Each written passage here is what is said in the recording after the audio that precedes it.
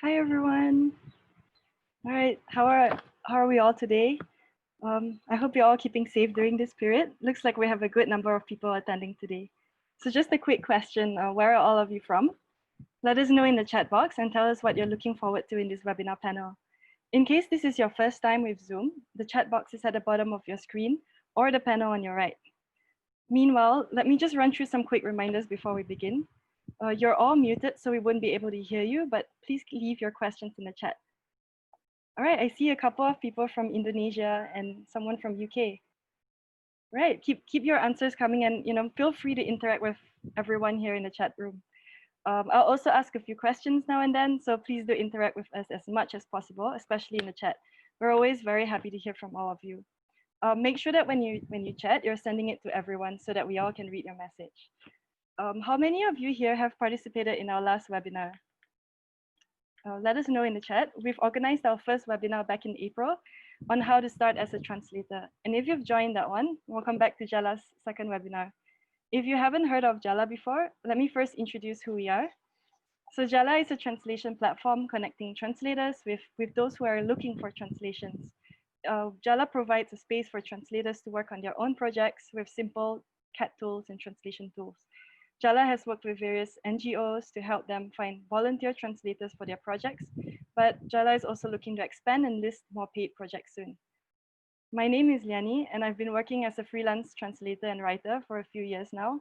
I'm also the content marketer for Jala, and I'm really excited to share with you more about how you can improve your translation skills during this time. We also have Yanni, who'll be moderating the panel in the second part of today's webinar. Yanni, perhaps would you like to introduce yourself to everyone? Hi everyone, I'm Yanni and I'm the co-founder of Jala. I work to build the team and build the product. I'm really excited to host the panel discussion in the second half today. All right, so we are really excited to host this webinar. We have some interesting lineup of panelists for you today. So here's just a quick overview of what we'll cover. For the first part, I'll take you through how you can build your skills during the pandemic. And then I'll also offer you some ways where you can participate in meaningful projects. Yanni will then bring us to the exciting part of the webinar, which is the panel discussion. So yeah, we're very happy to invite three inspiring individuals who will share their tips and experiences on translation during a pandemic. We'll then get to hear their thoughts about some challenges for the industry, and then we'll wrap up our discussion on how translators like us can adjust to the current climate. We'll go more into that later. For now, let me take you through some general tips on how you can build your career online. We know that it's a really confusing time for everyone, right? Especially if you're looking for work and ways to improve your skills. In this section, we've compiled some tips that we hope will help you find your way through as a translator. Firstly, we can't stress enough how it's important for translators to master their translation tools. So use this time to be familiar with CAT tools or computer-assisted translation tools. Now, there are a wide range of CAT tools available on the market. Some can be quite expensive, especially if you're just starting out. But there are also cloud-based translation tools that are free to use. CAT tools use machine translation, and it also includes a translation memory function. So what this function does is that it stores similar translations in its system as a point of reference. So for example, if you look at the Jala's translation editor here, it shows you an initial first draft, which has already been machine translated. And it also provides alternative terms that has already been stored in its system. There are other platforms with similar functions, and some may even allow you to add your own glossary list, even memories and dictionaries that you've also collected from previous translation projects. So yeah, we can't emphasize enough how CAT tools will make your life so much easier because it can save your work time, as much as 30% of your work time. There are plenty of CAT tools on the market, and they have all kinds of price range and specialization. So we compiled this graph, which lists the most popular CAT tools used by professional translators. Now, if you look at the graph, you can see that on the far left, SDL Trados is the most popular CAT tool. Now, it handles all kinds of formats. They also have tutorials in different languages, where you can also create your own glossary list of words. But the thing is, most of these softwares are paid, like MemoQ, but there are also affordable alternatives that you can find online. So here's a list of CAT tools that some of you may actually already know or are currently using. They're affordable, and like Jala, they're also cloud-based. Omega T, SmartCat, and MateCat, they're all on par with paid softwares like SDL Trados and MemoQ. And they all have machine translation tools and glossary lists. Now, using free and user-friendly CAT tools is a good way to start for beginning translators, and it will help you work efficiently in your translation. So it's worth a try, especially during this pandemic. If you want to get yourself established in the industry, the main thing that you can and should take this time to do is also to build your portfolio with meaningful projects. These projects should describe who you are and what principles you hold as a translator. When you participate in projects, it kind of represents the kind of, the work that you are deeply passionate about. And then this will actually help you get more relevant work that aligns with your interests. Basically, it's about what the projects stand for you, which is, what you like and what you'd like to spend more time specializing on. Has anyone here worked on a pro bono translation project before? Or what about a personal passion project? Please share with us, okay, in the chat box. And hi to everyone who's from India, Indonesia. It's very nice to have you here today. Yeah, so, it's important to participate in passion projects. As a start, you could work with projects that fulfill you personally. This can be your passion project, which could also be a way for you to exercise your translation skills. You can use online translation platforms to do this. For example, on Jala, we actually have one translator who is currently using our platform to translate a web novel. So she's actually translated more than 50 chapters just on Jala alone. So this can be an opportunity for you to, to create your own passion project on online translation platforms. Jala is an easy to use platform also to kickstart your project. If you head to jala.net, all you have to do is sign up to create your personal project. And then when you've uploaded your document, you can already start your translation. So it's really straightforward, and we really recommend all translators using, free or cloud-based translation platforms. Another way you can upscale your translation career is to participate in nonprofit projects. Especially during this time when there is an increasing need for organizations to get their message across, you can easily browse online to find COVID-related projects that require urgent translations. This can be your moment to contribute to a good cause and be part of something bigger. Sometimes this may mean that the projects are pro bono, and I know doing work for free is not ideal for a freelancer, and you shouldn't work for free for your entire career. But it does help sometimes to begin your career with nonprofit projects that will eventually lead you to paid ones as well in the future. It's also about testing the waters and building relationships with organizations just to get an idea of your own skills as a translator. At the moment, most of Jala's nonprofit projects have been taken up, but you can look to other organizations that are looking for volunteers. Translators Without Borders, the screenshot on the right, it's an organization that offers language and translation support to other nonprofits. They've been especially active in translating COVID responses, so you can access their website to look for projects that are available for you to, volunteer for. They also map languages and literacy levels globally to guide communication about COVID. You can easily apply as a translator for them, or even just donate to support their cause. These projects will help boost your visibility, and you can receive reviews from organizations you've translated for. At the same time, you'll be able to build a relationship with these organizations, and then ultimately you build your network. This is important because a lot of translation work usually comes through word of mouth. On top of that, if you use Jala to translate, you also gain points that you can spend on other meaningful returns. When you earn points on these translation platform, you can redeem useful rewards, such as language subscriptions and donations towards causes. So for example, you could donate to help a street dog, or on the screen here, you can see that you can contribute for, to make a hygiene kit available to families in Sulawesi. So just to summarize, working on these projects will not only improve your skills as a translator, it gets you to be actively involved in meaningful work. Now, specializing. So specializing is also an important aspect of building your profession as a translator. If you've specialized in a particular field and you're now skilled in the area, you may get noticed and known for that, which means someone will contact you to translate their next project. Now, this is important so that you don't spread yourself too thin in your work. When you specialize in a particular subject, like medical or legal translations, you can build your presence in the industry. So for example, I've translated projects that were mostly social science related, including historical academic books on Southeast Asia. Now, because the publisher knew me for this, he recommended me to the Brazilian Embassy of Malaysia to translate a comprehensive book on the history of Brazil into Malay. So specializing can build your proficiency in a particular field, which then makes you known for it. And so it helps you establish yourself and receive more projects.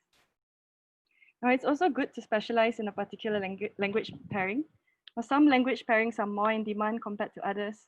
So for example, certain indigenous languages may be needed for NGOs targeting a specific area during a crisis. Look at what kinds of languages you're interested in and also that you're good in, because these are two very important factors, and use this as a guide to improve your skills and build your career around that.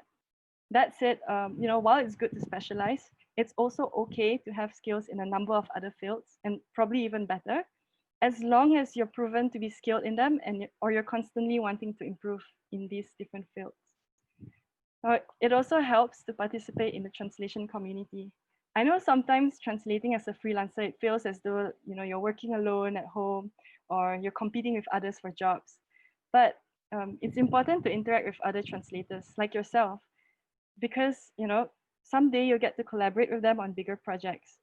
It gets you to work on more diverse projects with others, but at the same time, you also get to observe how other translators work, especially if you're working with more experienced translators or translators from a different part of the world. So you get familiar with how other translators work as well. And you get to talk to other translators, exchange tips and ideas about the industry. So it's always good to help and learn from each other.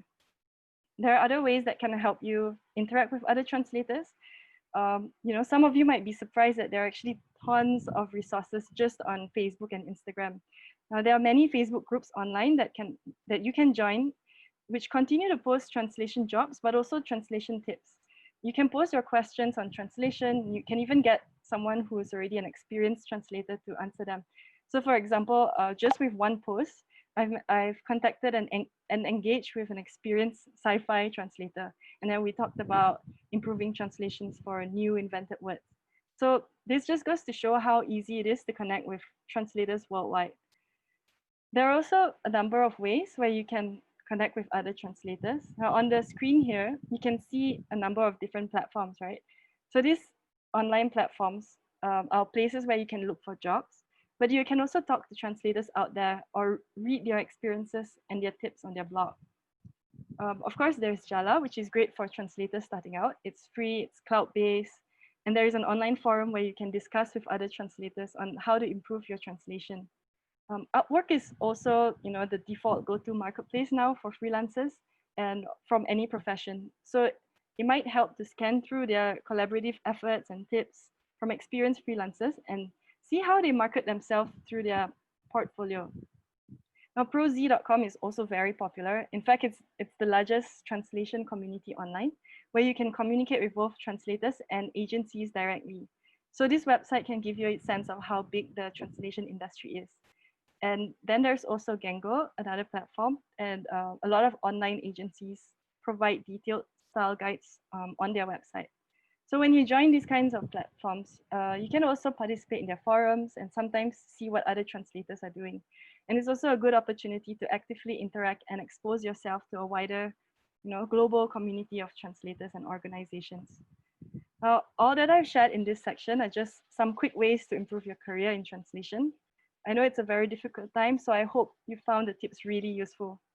Now we'll turn to the exciting part of this webinar, where we have 3 panelists who will discuss tips for translators and how we might adapt during the global pandemic.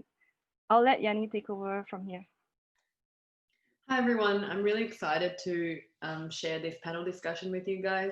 So joining us in this panel, we have decided to select 3 speakers who, some of them are translators and some of them are not, but they have all had varied experiences in the industry. And I just have some questions for them to get the ball rolling and then to ask some specific things about how they're working around this time and any tips and thoughts that they can share to you guys. So without further ado, I'd like to introduce the first speaker, who is Sudesna Roy Chowdhury, So Sudesna is a recent graduate from the NUS Yonge Lin School of Medicine, and she's not a translator, but she's currently serving as a junior doctor in a local public hospital in Singapore.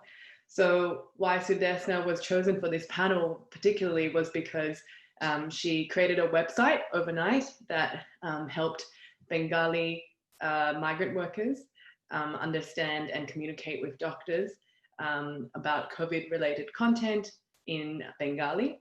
So this website gained a lot of traction online, and it has since been translated into 38 other languages, such as Malay, Mandarin, French, and German. So welcome to Sudesna. So our second panelist is Shelley Bryant. So Shelley Bryant is a translator and writer as well as researcher. She currently divides her time between Shanghai and Singapore. She's also written lots about poetry, travel guides, including short stories, and she's currently the winner of a long list of awards, which you can see here. So very, very accomplished in the field. So welcome very much to this panel, Shelley. Thank you, very glad to be here. So finally, our last speaker that I would like to introduce is Dr. Nazri Barawi. So Nazri is an academic and literary translator based in Singapore. He's currently working at the Singapore University of Technology and Design. He has published a lot of research articles on cultural translation and translation theory. Notably, he's also done some poetic work and literary work. And he's also formerly the interview editor of Asymptote, which is a well-known international translator magazine. And he also previously was a judge for the Mastera Translation Prize for Bahasa poetry in Singapore. He's currently working on some epic Malay poems for Penguin House. So very, very glad to have Nazri on board with us. Welcome, Nazri. Hello, everyone. Nice to see everyone here. Okay, great. So I guess we'll get to the first question that I have for the panelists. So I guess one of the main things that I assume a lot of you are curious about is what are some of the important and key factors to consider when you're building a translation career. And obviously Shelley and Nazri have had a wealth of experience that they can share with you. So maybe I'll just start with Shelley to ask you what are some of the important tips that you've learnt that has helped you gain confidence as a translator. Okay, I think that basically there are several things that we have to consider. Maybe the first thing is to be sure that maybe to think about how thick-skinned we are. If you're ready for the criticisms that are going to come, because they will come, everybody will have different opinions about how something should be translated, and that's good, and it's a healthy part of the industry because it helps us to think more and to improve what we are doing. And so rather than seeing it as an attack on the translator, myself, I have to think about it's talking about a text, it's talking about a language, it's talking about a culture and how we can best express those. And of course, my experience of anything is only very singular. It's my own view. It's not something that my experience has been duplicated in anyone else's lives. And so we need to maybe, that's some of the considerations I would put first if you want to pursue a career in translation, is how difficult is it for me to put aside hurt feelings or really feelings at all in that sense about my translation. Am I open to learning? Am I open to being criticized and hearing valid points that might help me to improve my work? So that's sort of the personal self-check that you have to be able to do before you start translating. As far as building a career in translation, you also have to consider how important, particularly if you're doing freelance translation, how important is having financial security to you? Are you in a position to be able to do this? Do you maybe have other ways to supplement your income when you're building up? And to think about these issues from that business sense as well. Am I able to do this? Am I in a position to be able to do the best translation work that I can do, even if it's not financially rewarding right at the beginning? And let that part all be built up over time. It does take some time to build up a proper career. So in terms of being able to support oneself as a translator. So I think we have to consider how much time I'm willing to put into those steps that build up. So those are a few of the, just maybe the basic points that anyone who wants to go into translation probably needs to consider. And then also, as was mentioned earlier, the idea of specialization. What are my areas of interest? Where can I most contribute to the field and provide good quality translation in that area? So those are, for me, the primary things I would say that are worth considering. Okay, great. Maybe perhaps Nazri, now you can share a little bit as well, and maybe like share a little bit about how you even got involved in translation. Did you study translation, and then how did you kind of embark on this?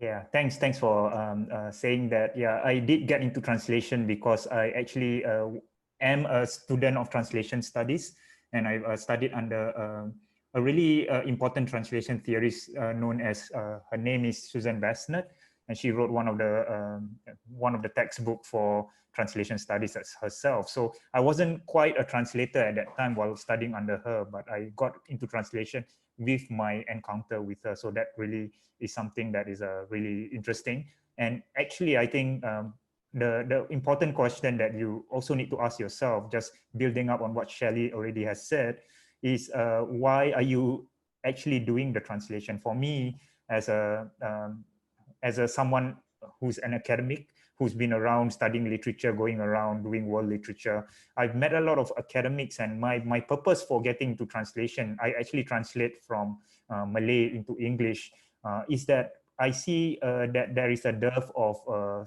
reading materials, literary works of Malay works in English. This is changing a little bit right now with the very strong Indonesian literary translation scene that's coming up. But but while I was when I started out as a translator, there wasn't really much. Most people, when I asked them, scholars, what as to what they know, who they know, have they read any works from Indonesia or Malaysia or Singapore, and they always say it's Pramoedya. But now people are more familiar with Eka Kurniawan, Intan Paramadita, and a few others. And I think Malaysian writers, it's just, you know, getting noticed now. So I think, why are you doing this? And if you're doing this, then you got to think that when you're going through a very difficult time, when jobs are scarce and all that kind of stuff, then it will help you to think through where exactly you want to go. I think so that's very important. And that also leads to ideas of advocacy, community advocacy. If you want to do this because you have a purpose you want to fulfill, like me, then I would do certain work for free. But then at the same time, I think I will leave this to discuss later. Or Shelley already talked about, can you do it full time? And I think it's really important to try to think about, I think there is a possibility for you to do it full time, and you need to recognize that if you're translating from a language which your target audience cannot access, there is more likelihood that you can do this full time. Otherwise, it's very important to look at many different revenue areas while you are translating. It's most translators I know, they do it on a part-time basis. But this is also then related to another tip that I would want to talk to you about, is to look for sources of funding. Sometimes the publishers may not give you, your worth, right? What you're worth and what your work is worth. So there are some sources of funding. I think this needs to be changed. First of all, I think the industry as a whole need to recognize that translation work is not something that is just something that you do on a free time for luxury. It's actually real work, and it's heavy work as well. But there are also grants out there that you can check out, like the PEN Translation Award or fellowship that you can even consider. So I've been to the Toji Cultural Center in South Korea, and then look also for publishers who have already a tradition of publishing whatever works that you intend to do, whether it's fiction or non-fiction, and try to look at publishers and look at their marketing strategy and see if the work that you choose to do fits into that strategy. So all this kind of back-end work before you even start doing.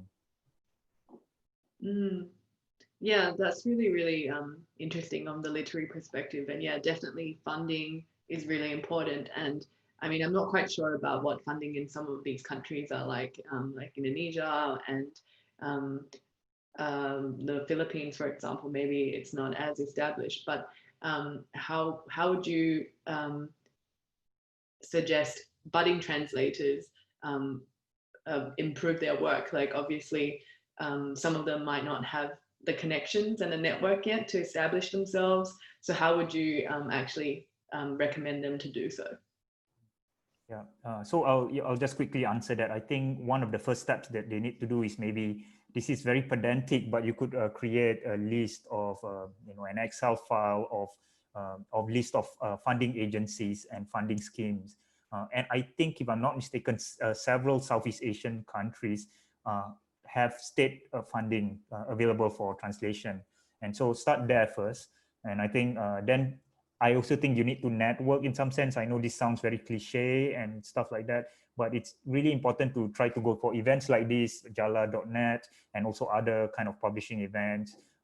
Perhaps even approach the authors, or maybe whoever it is that you want to translate, whose work you want to translate, and then maybe get advice from them, or they could have their own connection. So it's a kind of secondary connection rather than a first-hand connection. Go by way of the authors.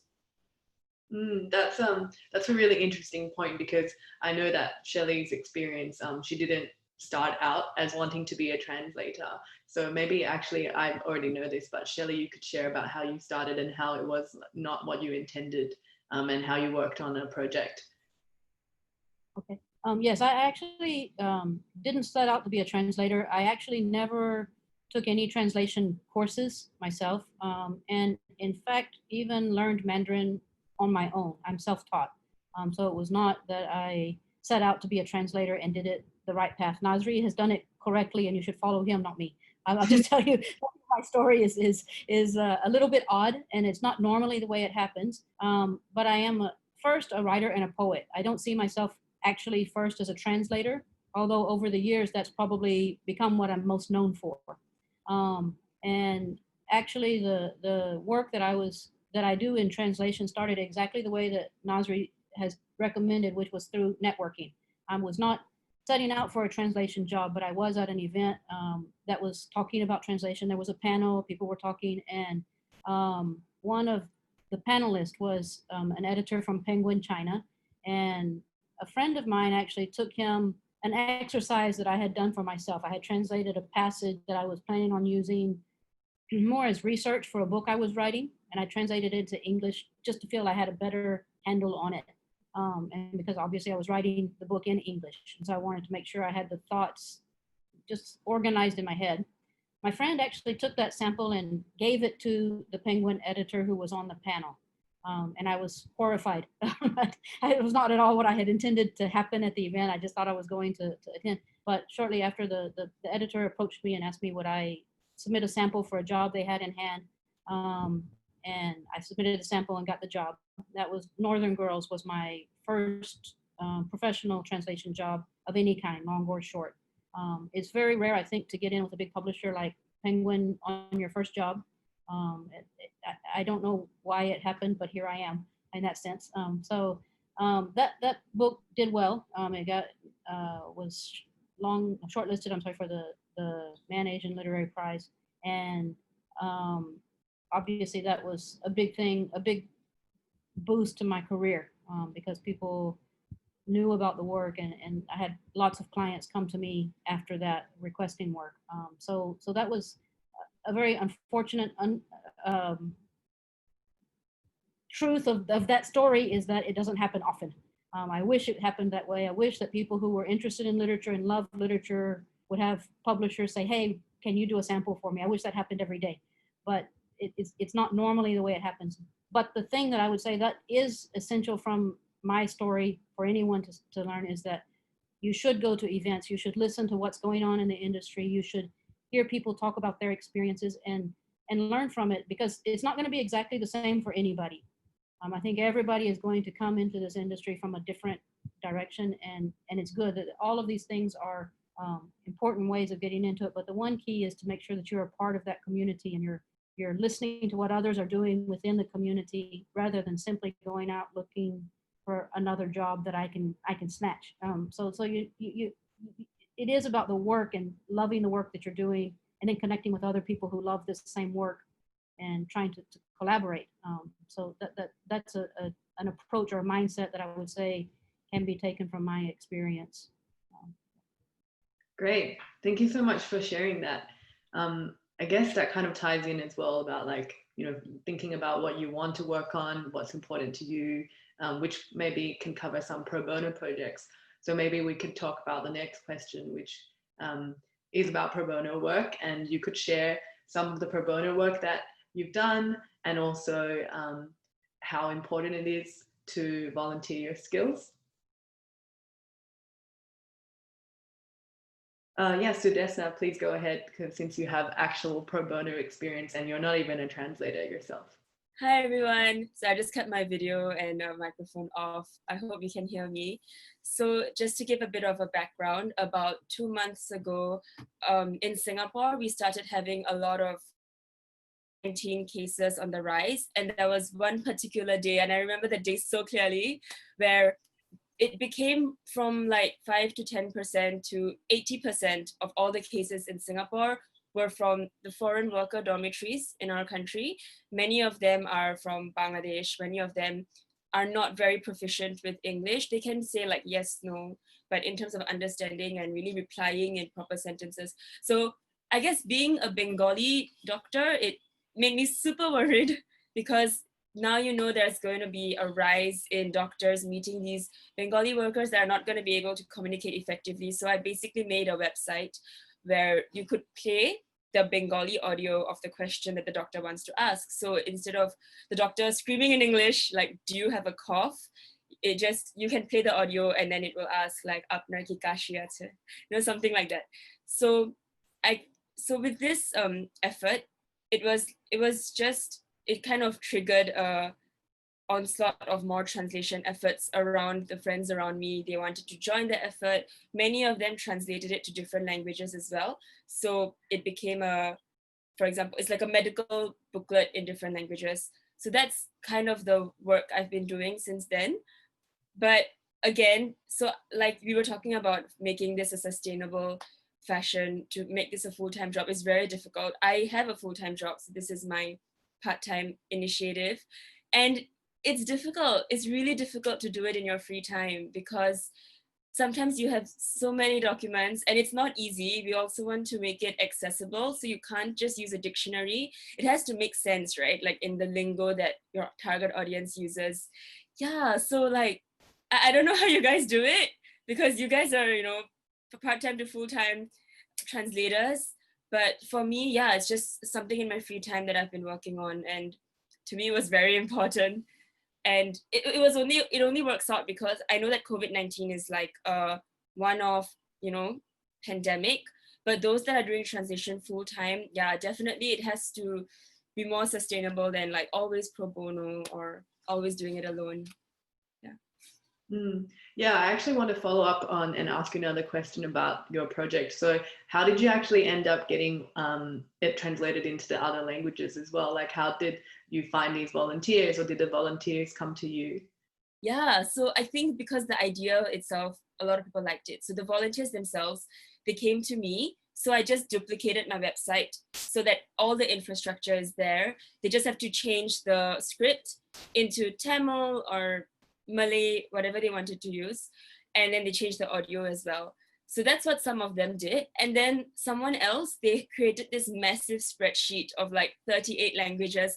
So you're talking about like not just Singapore related languages, also like French, German, Spanish, like Israeli, like different, like really languages that I wasn't even familiar with, like Croatian or something. Yeah, and it became I think the term for it is free source. So anyone can go in and put in their version of what this sentence should be. And then someone used that raw data and made it into a website. So yeah. That's amazing. Yeah, I guess that really shows like the power of crowdsourcing in this day and age, and how quickly things can spread in like collaborative efforts. Just even Crowdsourcing is the word. Yeah.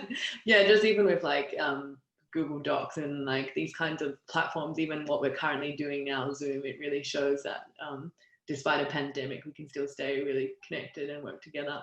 So yeah, thanks for sharing about that.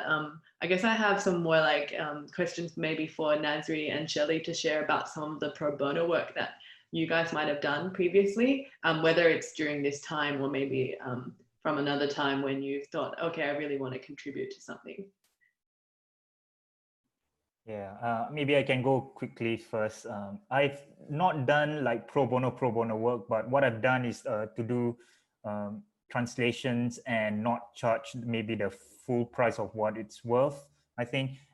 But this is both harmful and not and also encouraging.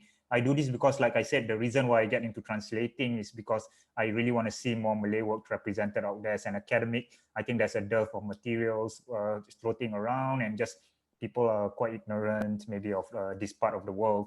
And so that's my motivation. And so I head towards there and try to, encourage as much as I can how these things happen. So I would say pro bono works that I do is to take on works and, maybe works that are not valued at the market rate. And so I do it anyway as a kind of honorarium to myself, but really because I want to do things there. But I think while I say that, I also think that at the same time, a translator shouldn't sell him or herself short.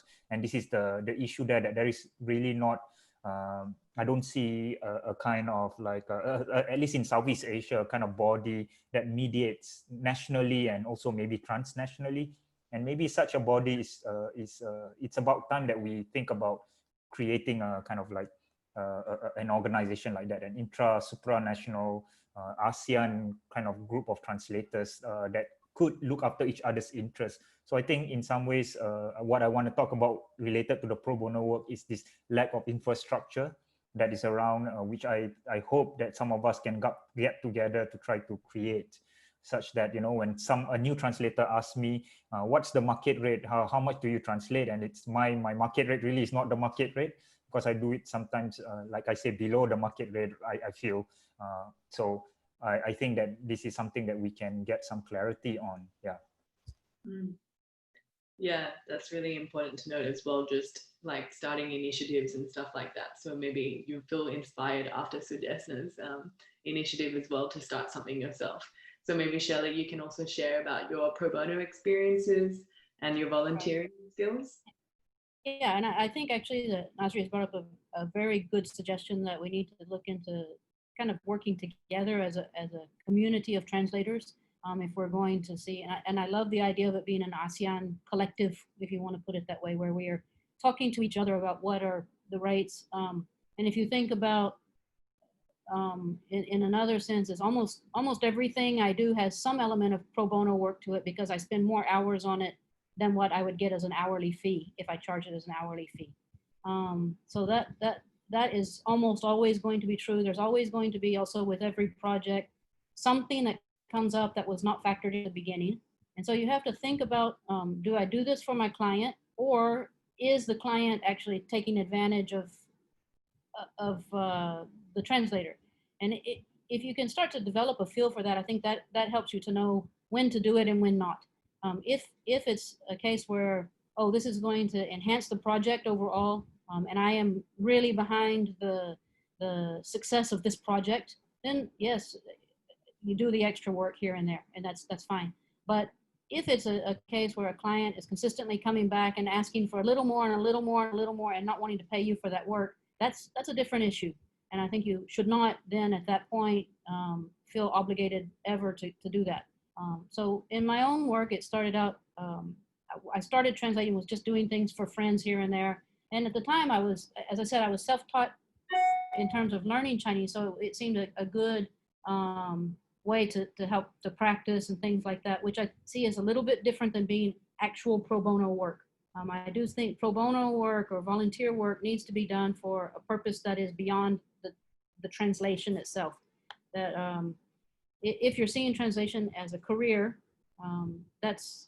you have to charge for that work and charge your market value or what your time is worth, not just whatever you think market value might be, but what is your time worth, and then you should charge that fee. But if there is a cause, I think that Sudesna's project is a perfect example. This was a need around the world, not just where she is, but she had a way that she could contribute where she is, and she did that. And she used the skill that she has, not only the language skills, but also her background in medicine to know that this is a place she could really contribute, and she did that. I think in any industry, you can look around and you can see that it is a part of our responsibility. If we are earning from the community, we also need to give back to the community in meaningful ways. And I think if we see our translation work is able to contribute something meaningful, then by all means do that. I don't personally think that helping a big company make a few extra bucks, raising their profit margins, is meaningful. So I don't do pro bono work in those situations. But I do think that helping a world that is striving against this disease that we don't know how to deal with, that's work that obviously we should volunteer our time to. So I think you can, if you take that mindset of what things would I contribute to, whether it's my professional expertise or just my manual labor or anything else that I feel is worth contributing to, then by all means use these things that we are particularly gifted in, which is language and the ability to translate. So if we have a special area where we're able to contribute, by all means, I think we should do that when it's a need, when it benefits our society as a whole. And I have done that on various occasions here and there. But for the most part, if it's a professional job, I do try to keep that as something a little separate. And a professional job just needs to be done as a professional job, like anything else. So we also have to consider, as I believe Nasri was kind of alluding to, that we don't want to contribute to a culture of exploitation, and people should not just be exploiting our goodwill. It should be that whatever I give to, say, a company in terms of free time, I need to know that they're giving that to the community beyond me and beyond themselves, so that it's not just a matter of them trying to put more in their pockets. Great, thank you so much for sharing that, Shelley. So I definitely agree with you about that. Like it is really like a fine line now between exploitation. A lot of people who are offering their services for free, and then it kind of snowballs into like being the expected norm. But that really shouldn't be the case in a lot of industries. But yeah, I definitely think working towards things that align with your personal goals and also your interests and how you want to contribute to society is really important. Maybe as well, I wanted to ask to Desna, because since you got so much publicity for the work that you did, like, did you think that this initiative, like, obviously you didn't plan for any of this to happen, but how has it really impacted like the way your network or like and other things that you've done since then? So I guess the bad part about being a doctor is that as a community, we are really not business smart. So even though there are all these like amazing contacts that I've built thanks to the lady that wanted to write an article on me, and then it got publicity for it. So I don't think I'm actually capitalizing it as well as maybe someone else would have. But to me, the biggest advantage is just the fact that it has been in different languages. There are more translators on board. So to me, like, I don't really know how I could have capitalized it to do other things, but in terms of at least the effort that I was interested in, definitely has helped just in terms of the mass effect. And right now I know that even though not all of these translators, like the Bengali translators, they don't all talk to me about what work they are doing individually in their own capacity, but I know that a lot of them do some of these work just on their own. So for example, I've given out a lot of their phone numbers to a lot of these hospitals. So a lot of them pick up these calls and do live interpretation of the medical consultation between the migrant worker and the doctor. And of course, they wouldn't like report back to me, but I am aware that a lot of it is happening. So to me, the fact that it has become some project like from my bedroom, like making a website, to the fact that it's now in the homes of the Bengali community, that's really heartwarming. Obviously, like the publicity has made it not only an established initiative for the Bengali portion, but also in other portions. In terms of like future direction, I really, like, this is my goal for the year. I want to make it more established in dialect, especially in the Singapore context. So not everyone speaks Mandarin, especially in the hospital context. When you look at the older generation, they speak Teochew, Hokkien, Hainanese, Cantonese. I mean, I can't even speak Mandarin, and my Mandarin friends can't speak these dialects. So there's still a lot of this communication barrier that we need to fulfill. So that's what I want to do, and hopefully I can use these contacts that you mentioned, like from the publicity, for example. So even like an opportunity like this to be able to speak on a platform like this, and I'm speaking to 88 different translators, you know, so maybe someone here knows a language that would benefit maybe their own community, you know, like there's someone from Serbia here, right? I saw on the chat. So if you want to like translate it to the language that you think will benefit your community, like by all means, it's something we can just replicate so easily. So yeah, that's the best thing that has come out of all of this. Yeah, that is really, really true and very inspiring, because I guess it's just a network effect and it snowballs, which we'll definitely be sharing Sudeshna's website and also recordings of this webinar for those of you who want to watch it again or share it with other people. So don't worry if you have to go or miss out. So I guess that's really, really great on the pro bono things. There's a lot to think about. Hopefully we'll get some of you guys thinking about your own initiatives and how you could contribute. Especially during this time. So I guess we'll talk about how COVID has impacted some of you, maybe in your working styles. So the next question would be, how has COVID-19 impacted your work, especially for Shelley and Nazri, who are like full-time or part-time translators working on different projects. And also obviously for Sudeshna, you're actually in the medical field. And then also whether you have any tips for adapting to the new normal that the world is kind of like embracing at the moment.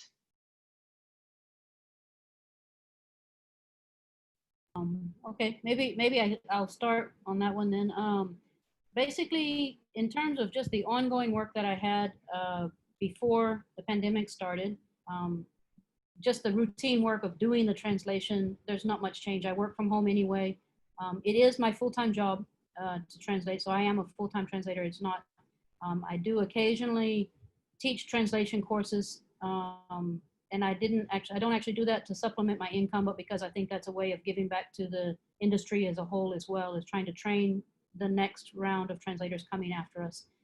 So my full-time financial support comes from translation. So of course it was quite scary when the pandemic started, and it looks like, oh no, this is gonna really affect us. And at the end of the day, it has not been a negative effect on on that side of my work at this point. And part of that was because a lot of my work comes from China, and China's needing to communicate, and it's also wanting to build its image, you know, around the world after with all of the stuff that's going on around it, people wanting to try to cast blame, who's at fault for the pandemic and so forth. So China has been actually doing a lot of work to try to build its image, and they've sent a lot of work to me to translate material about COVID-19, about what happened internally that has contributed to the start of the pandemic and how it could have been handled differently, but also some just uplifting stories about how people have survived it and worked through it and pulled together. So we've had a lot of different projects, and not all of those projects were going from Chinese to English. They've asked me to have things translated into Spanish and French, and I believe another language that I've left out at this point. Anyway, I don't, languages that I don't translate into and don't speak. And so I've had to help them. This is maybe one of those cases. I'm using my network to help my clients, which in this case ultimately goes back to the Chinese government, to try to communicate into other languages when they didn't have people who could do it. So I would consider that basically maybe in line with the pro bono work that we've been talking about, that I'm not actually being paid to manage those projects, but have helped to find those. So in that sense, I have actually probably, if anything, been busier during the COVID-19 period. All this circuit breaker period that we've had in Singapore, all I did was essentially translate or edit translations. So that is true up to this point. Now, the problem I think that might happen for a lot of us who are in the translation industry or publishing industry generally is that from here on, what's going to happen? Our government's still going to have money to put into translation a year from now. Once, you know, everybody around the world is putting money into relief from the economic situation that we have that's developed around the pandemic. And that's certain to have a long-term impact on the publishing industry. And so I can see that that's probably going to be an issue for years to come rather than just right now. In the immediate effect, it hasn't been much harm to my business, but I can foresee that we need to aware. So we are actually trying to make sure that we prepare for rainy days ahead. And in terms of adapting to the new normal, yeah, I think this is something my literary agent and I have been speaking about quite a bit recently. Is the biggest thing is that we are not able to do the in-person networking that you would normally do in the course of a year. So I haven't seen really anybody face to face in months like everybody else around the world. It's been that way. So that's something that is going to probably have a long-term impact on the industry as well, the publishing industry as a whole, not just in translations. But this lack of networking that we're able to do now. So all the writers' festivals and book fairs and things that have had to be canceled this year is going to snowball down the road. So I think these are things that we have to continue to think about. We hold a lot of Zoom meetings. We hold a lot of send a lot of emails. You got to be really on top of all of your communication right now during this period, because you're not going to bump into somebody at an event. It's just not going to happen right now. So we have to be more intentional, I think, about keeping contact with those people who we've built up contacts with over the years. One project that did come my way, yeah, this is probably again also tying into the pro bono question that was earlier, but I was asked to translate some material for the that's going on the box of masks that are being distributed. So those sorts of things. It seems like a very silly little project, to translate material to go on the packaging of masks, but that's something that you do, and you feel like you can be a part of your ongoing community, the publishing industry as a whole, trying to contribute. This was a publisher who was using some of their space and their machines to produce masks when there was a shortage a couple months ago. And so these sorts of things, I think we do as a way of trying to help to continue to build relationships, even as we contribute and even as we sharpen skills that way. That's the main things, I think, from my side. Yeah. I'll add on to what Shelley has said, and maybe pick up on one of the point about the cancellation of events, literary festivals around the world. So this has actually impacted me directly, because this year I was supposed to finish 2 translation work, and I've now pushed back. My publisher and I have discussed that we have to push back one of those works to next year, because I think that there was also consideration of doing kind of a physical launch and, having sessions in the bookshop and, stuff like that, discussion and everything else. But indirectly, because I teach in a university as well, and so classes have taken up a lot more time than previously. And so now I'm doing a lot more Zoom sessions and stuff like that. So that requires a lot more planning. And this has also kind of indirectly affected my translation work. I find it harder to look for time to try to manage my my translation work. So what I've done is I've tried to develop a routine at home. In the weeks that I have, I teach maybe about three days in a week, and the other 2 days I catch up on research, and every day I try to carve out maybe half an hour. So right now I'm translating an epic Malay poem. It's really long. It's about maybe 1,000 over verses, and what I try to do is to translate 8 verses per day, and I'm trying to do that by trying to also translate the rhyme pattern, which makes it difficult. This is in a pantun form, which has a strict rhyme pattern. Most poetic translation I see translate it for the accuracy of the word, but I'm trying to translate it also for aesthetic form, which makes it harder. So I've given more work to myself, and I'm sometimes beating myself over it. What I've also decided to do is also to develop a kind of feedback system. What I do is, as I translate this poem every few days, what I'll do is I'll send it to a friend and also sometimes to the publisher, just to see if I'm on the right track and what they think about it. They may not give me very specific feedback, but they'll tell me, oh, this is nice, or this is archaic, or something like that doesn't work. And from then I'll adjust my translation as I go along. So that can work, and that you don't have to be face to face to do that. I think very importantly, because COVID-19, you know, it's a very difficult situation for many people, and we're all like kind of like taken out of a comfort zone. So what I've done is also to try to, you know, look after my mental health. What I do is I try to keep sane by doing non-work stuff. So I dedicate the weekends really to just, you know, not think about work. And I've bought a bicycle and I've done a lot of cycling, which is great. And then that really keeps me sane. I think we should all try some of that. That's absolutely great. I mean, personally, I have started baking way too much, and I've even started a bread diary. So every loaf of bread, I jot down exactly how I do it at the moment. That's kind of where I'm at in terms of like staying sane. So maybe Sudeshna as well, you can share a little bit, particularly because you actually are in the medical field. So like, how has it really changed your life, and what do you work on other than your translation initiative, of course, to keep yourself in the new normal? So I think that actually for most people in the medical industry, our lives have really not changed much. Like all around me, people are saying like, oh, lockdown, circuit breaker, but I'm going to work every day. So I don't feel anything different. It's so weird. And everyone is like, oh, I can, you know, go out this Friday. For those that don't know, tonight our circuit breaker is like expiring, I guess. Our phase 1 is expiring. We have a very complicated system in Singapore.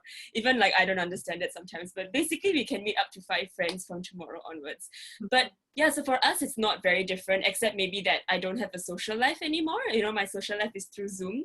But apart from that, so COVID-19 has not actually impacted much of our work at all, except that we're a lot more careful, obviously, in the hospital. We have to be a lot more protective in terms of our gear. But apart from that, it's life per usual. In terms of the translation work, COVID-19 has birthed the translation work that I, you know, did.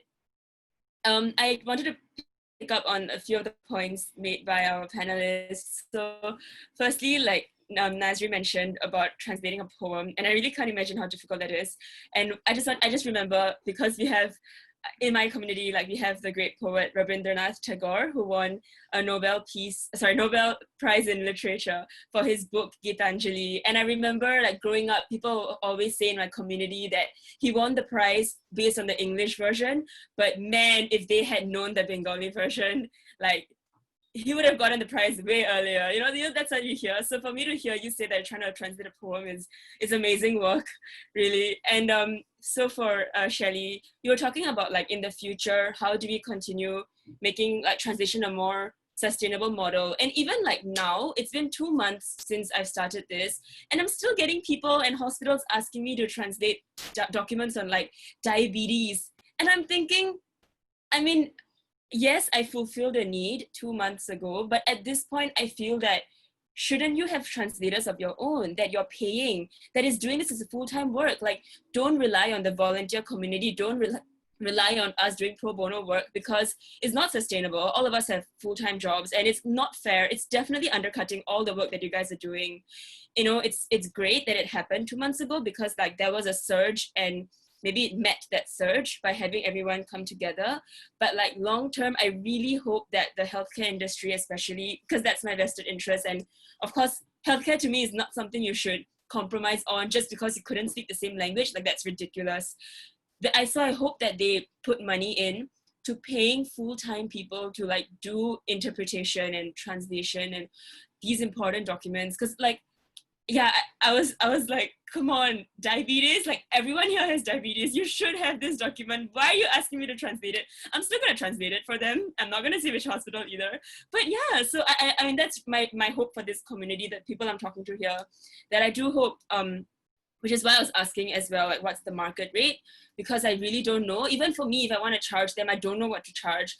And of course, like, okay, for me, I don't have any interest to charge, but at least maybe I can advise those that want to do it full time, like this is what you should charge. And I have no idea, and I really don't know how you guys do it. So I just wanted to share these points. But yeah, in terms of the question that you had, no, it hasn't changed much of my life. Yeah.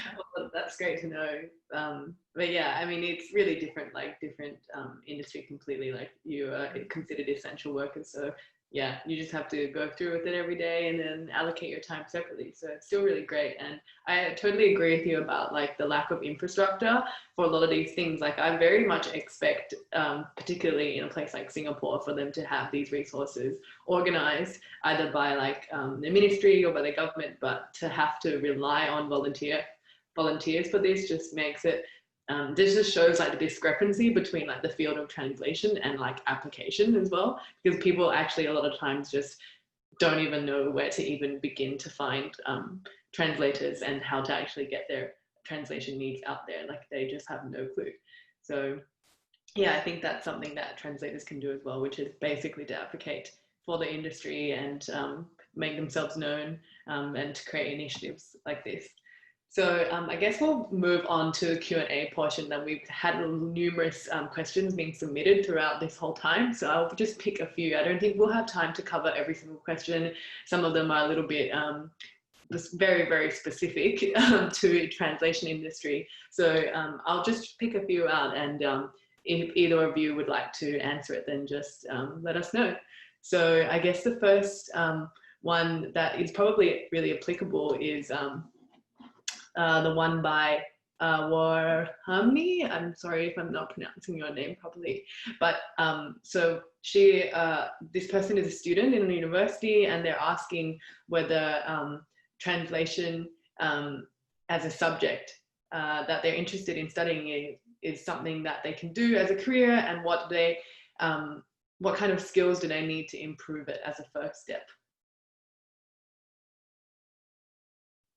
Yeah, so you can also read the questions. Sorry, I didn't frame that very well. So basically, Wamani is asking, translation is one of my subjects that I'm really interested to choose as a career, but what skills do I need to improve as a first step?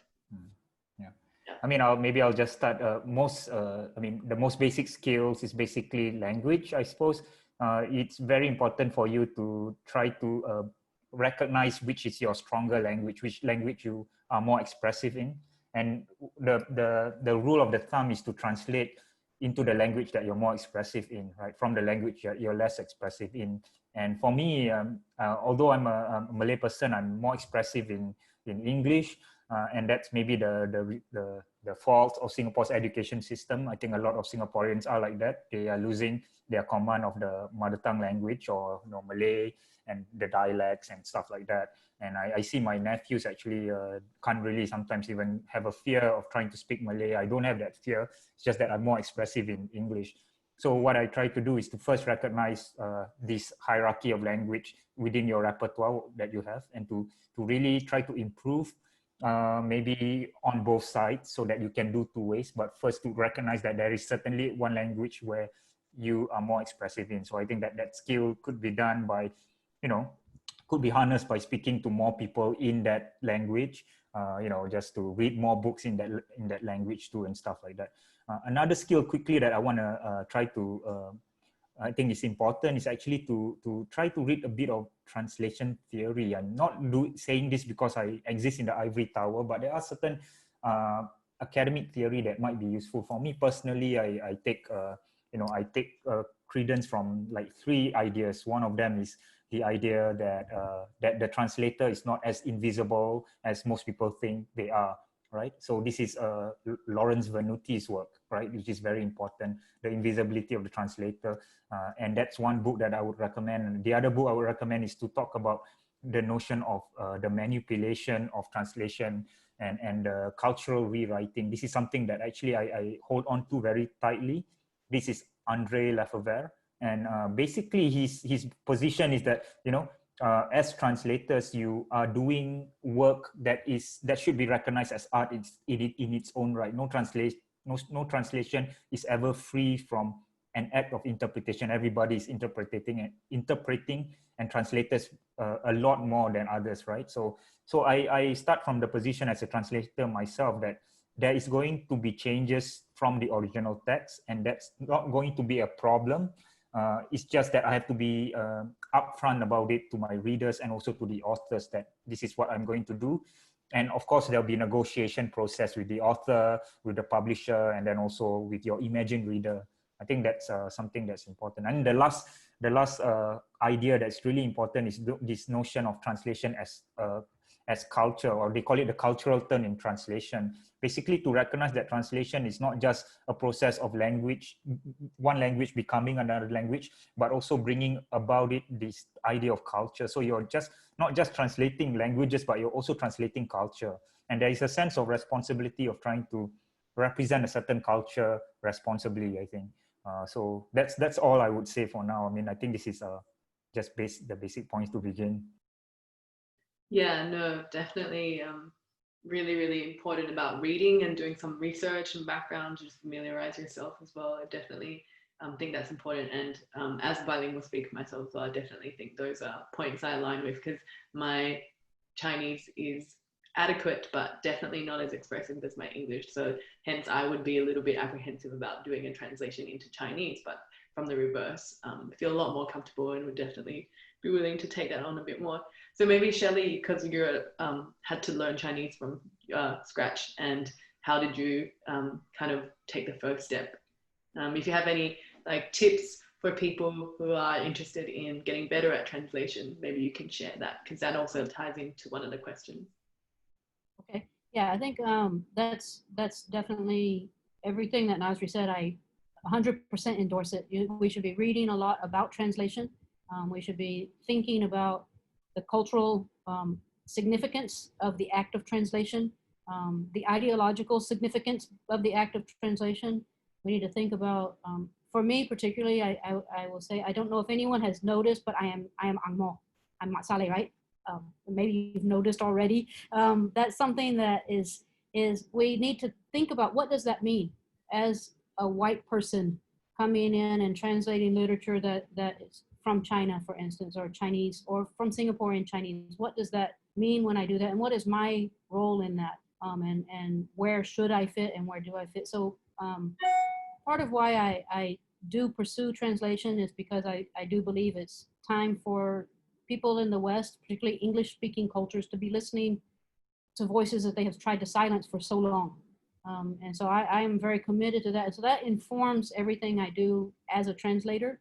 And I think that's an important part, is to understand our mindset. And if we don't read about translation theory and these sorts of things, that maybe we just take it as anyone who is bilingual can translate, but that's not true.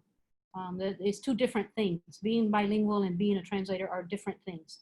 And so to understand the difference between just being bilingual and being a translator, I think is fundamental before we really dive into the work. So as far as the skills, and this is going to sound like I'm being a little bit lighthearted, but I'm actually very serious. There are two skills that we need to improve on, and that is reading and writing. And if we are just reading a lot of work, but not reading closely, understanding, that's not improving our reading skills. And so we need to learn how to read critically, to read to understand what it is to actually read a text, and what is the purpose of a text, how do we engage it. And so my own background is in literature studies, not in translation. All of my postgraduate work was in literature, English literature. And so I do have a pretty good foundation in the theory of reading. That was actually my specialization, is the theory of reading, which is what I think makes me a translator. Is first, I am a reader. The other thing that we have to work on is this ability to communicate well in writing. I think Nasri has mentioned already about the idea of catching the more than just the words. We're catching the culture as a whole, and the tone and everything else that comes across. And so he talked about the aesthetic aspects of the poem that you're translating. That's as important as the content and the words themselves. So when we understand the weight of those sorts of things, particularly when we are in literary translation or anything within the humanities, I would say especially, then those things, those nuances become very, very important. It's not just the dissemination of information. We're actually bringing across something but alongside that just the information on the page. So I think those skills and learning how it works to be a reader and be a writer is fundamental to learning how to be a translator. Yeah, definitely agree with that. And I guess it's also just about branching out your skills as well, because like you have to polish other aspects in order to become more literate in a way and to be more expressive. So there are elements that you should consider when building that career. So I guess we have a couple of other questions that I'll just quickly touch upon because some are like related to like the industry. So I guess like someone was asking about like the Bengali translation market in Britain, and some people are asking also about how you could consider doing part-time translation being based in India, and also about the differences between like written and spoken translation, which yes, there is a very clear difference in that. One is considered interpretation and one is considered translation. So one is in like text form and one is in speaking form. So I'm not sure what the exact prerequisites are, but I know Shelley and Nazri are specialized in translation, which is a written form. So I guess if you're interested in interpretation, there are also different resources out there for those that are interested. So we can definitely direct you guys in the right direction. But as for the question about the translation market, I guess this is going to kind of tie into the future of translation as well. So I know earlier on people kind of like asking about what the market rate is, like Sudesna is asking, and also how because the barriers of entry now online are very low, so it means that it just means that more people are flooding the market, but not necessarily like improving the quality or anything, and then it just becomes like the buyer's market for it. And so everyone's just a little bit discouraged. So maybe you might have some tips about how you can like uphold your rates for people or how they can find work. But I mean, yeah, definitely a lot of the points you previously touched on, but if you have anything else that you can share before you tie into what you think like the industry is going to look like in the future, then yeah, please go ahead. Maybe I can say something. I just wanted to say that that online tools are really important. Translating in the contemporary world. I mean, I guess in the past, translators don't really need to go to the internet to seek advice and stuff like that. But actually, as a translator, I do that, and I have, in fact, I have a Google Chrome website, and I have a tab where I put in a lot of tools that might help me. One of them is thesaurus.com. And I'm not ashamed to say that I use that to help me to try to find the register of words that can expand meaning, right? And so the only problem, the only caution I would throw to the wind is that you shouldn't just rely on, say Google Translate as your end all and be all. But what you should be doing is to, maybe use these sites as a means of trying to move forward. I think one very important website is Jala.net itself, which tries to match translation work to translators, right? And I think that would answer some of the question that some of the panelists had. I wish maybe more translators here could use the website to put out works or put out, to try to match needs and delivery of services. So that could be a way forward. Yeah, I mean, that's what we're trying to fill the gap. And there's lots of marketplaces, obviously, online already for translators, but I think maybe it's not done in the most efficient way. So we're trying to like improve on the gap that there is. And as we're currently building the payment side for our platform, we want to make sure that translators get paid adequately and that the rates are right for you guys as well. So we'll be looking for feedback for that in the future. But also, like it's about being transparent. We're not going to charge translators any fees as well once we've built that. So, but it is really important in this remote working world and gig economy to really brush up on your skills and also network and find other avenues as well. So not to just fully rely on this and to not just consider this as the only source of income. Yeah. So yeah, maybe Shelley, actually, you could touch on what you think the future of translation will look like, and then we'll probably wrap things up. And then maybe Sudesna as well, if you could talk a little bit about what hopes you have for like the translation field, even though you're not from the field. Yeah, I think the future of translation is that it's forever going to be a need. I am 100% in agreement that we need to use computer-assisted translation and whatever machine translation tools that we have. But there is always going to be a human element to it as well, because a machine can give us a lot of information and give us a lot of resources, and it still requires human judgment, because because of those cultural elements that we've been talking about, that we are translating not just words, but cultures. And there's a whole set of theory we can talk about, situated embodiment and so forth, and how our bodies shape our interaction with the world around us. And a computer not having that body can't interact in the same way that we do. Also, translation is always specific to a particular locale, so a particular location. So we're going to be always translating this culture for that culture, not just, it's not that any translation from Malay into English is going to be the same. If you're translating for the Australian market, that's going to be different than for the American market, and different for the British market, and different for Singapore. Singapore has a very specific register of English that's different from all of the big countries, that are English speaking.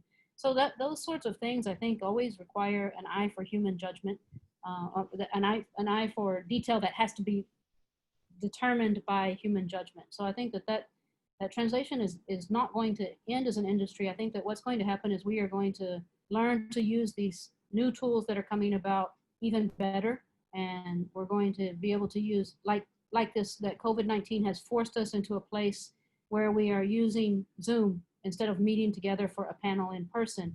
But if you look at it, that's really a very, it's a great benefit to all of us, because we're not just limited to people who can sit in the same room at the same time.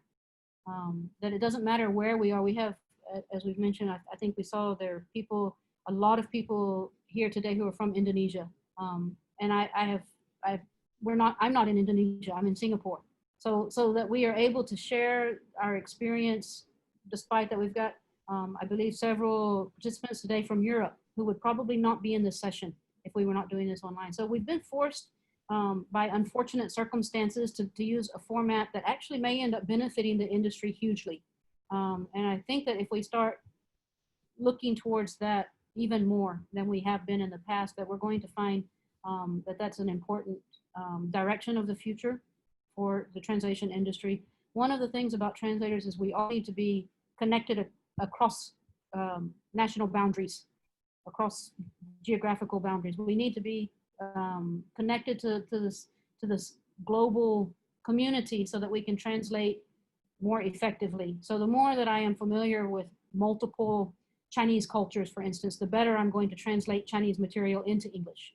The material that comes out of China is different from what comes out of Singapore, even if it's both in Chinese. So learning to balance up those different languages, this actually provides us with a great opportunity to do that. So I think these are the things that, as I look forward, there are going to be difficulties, as I mentioned, in the short term with the economy, the economic situation around the world. We're going to have less influx of funds into literary translation, I believe, in the next 2 or 3 years, maybe 5 or 10 years. But we also are going to have new opportunities that have arisen by us building these connections that you're doing right now, which I think is an outstanding opportunity that we need to be continuing to build on. Yeah, no, that's definitely true, and 100% agree with you there, Shelley, because like just your point even about like this whole Zoom and like working remotely and this being like the new normal for so many companies, it actually has made us, or as a Jala team at least, work more efficiently, more connected as well. And so I have high hopes that the translation industry can also become more connected, more collaborative, and maybe we can work together to develop tools that are more efficient for translators, not to replace your jobs. Like as much as AI is advancing, it is not going to replace humans, not in the near future. It just doesn't have the capacity to grasp these nuances that we need. So yeah, so maybe Sudeshna, you could wrap things up for us and talk about what you think the future of translation will look like, or anything you want to share. Yeah, I have a fun anecdote that I wanted to share, because we're talking about Google Translate. And obviously when the website first came out, like one of the first few like criticisms, which to me was like, it was not even a criticism, because you understand that it doesn't replace human translation, but people did say that, oh, has she not heard of Google Translate? But it's like, I have, and that's why I'm making this website, because I agree that it does help, but it is super inaccurate. And I think the more indigenous or maybe the less speakers that the language has, the more inaccurate it is. So I see that it is really accurate for languages like German or Spanish. And you can see that they have a feature now, it's called like community approved, something like that, where because it's such a popular language, they have human people to approve the translation, even though it's AI generated. And you don't have that for like the maybe less spoken languages. Actually, Bengali is the 7th or 8th most spoken language in the world. So it's not that it's less spoken, but maybe it's just less like, anyway, I don't know what's the reason that it's, you know, not as advanced in the translation world. And yeah, so I do feel that it's definitely not replaceable. If you look, we're talking about culture today, and I think it's so interesting because if you ask what is diabetes in like Google Translate, it will translate to, I will just say it, bohumutro. And if I were to reverse translate it to English, it means to pee many times, like to urinate many times. No, I mean, it's right, like that's the official term, but you cannot find one person in Bangladesh that uses this. We just say sugar. I know it's an English word, but that's what we understand. Like high blood pressure is just like pressure. Like maybe you add a bit of an accent, like they kind of understand what you're saying. It's sugar, it's pressure. Maybe cholesterol, we do sometimes use the actual word for cholesterol, but culture plays a big part. Like you can't use AI tools. But I also agree that there's no shame in using it. So a lot of the translation work that I was doing, I'm not a professional, right? So it's sometimes very overwhelming. So to me, Google Translate is a suggestion.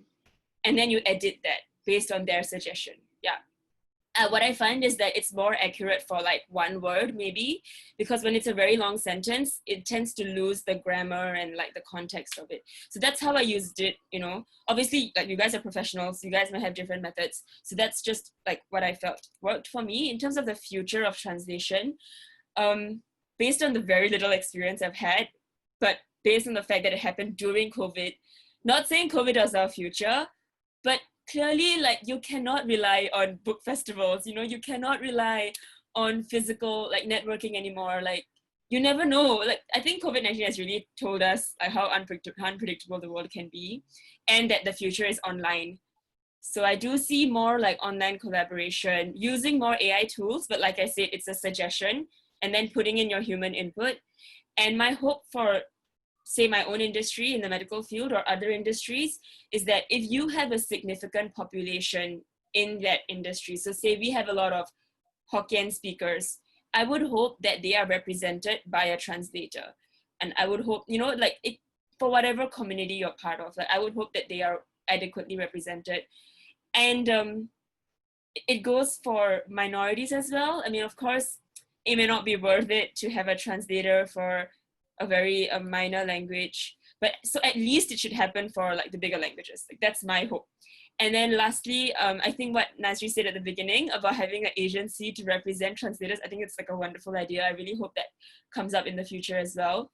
But yeah, I think nowadays in our culture, everyone is embracing diversity so much more. You cannot rely on people to know English. And I think it's an insult to their culture as well, to be like, why do you not speak English all the time? And the fact that we're actually trying to reach out to these different languages in the ways that all of the work that you are all doing is the future for me.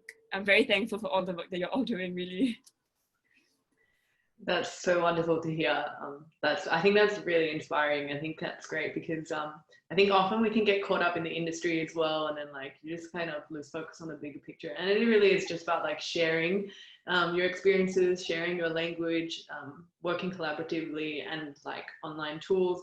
And the future of translation has made it more accessible. Like what are the odds that we thought we would be doing this like in this time? So, you know, it's really exceptional that we have the capacity to do this and to connect together.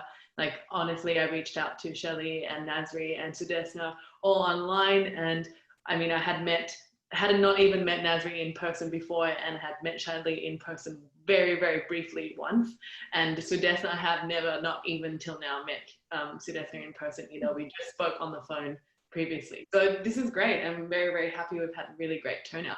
So I guess to wrap things up, thank you guys so much for attending, and thank you so much for all the panelists as well for sharing, taking the time to log into Zoom and to put in the effort to kind of speak to us about your experiences. It's been invaluable, like so valuable and so insightful, and really great that we had the opportunity to host you guys. So We will have this recording ready to you guys, and we'll send it out along with an email and for your feedback.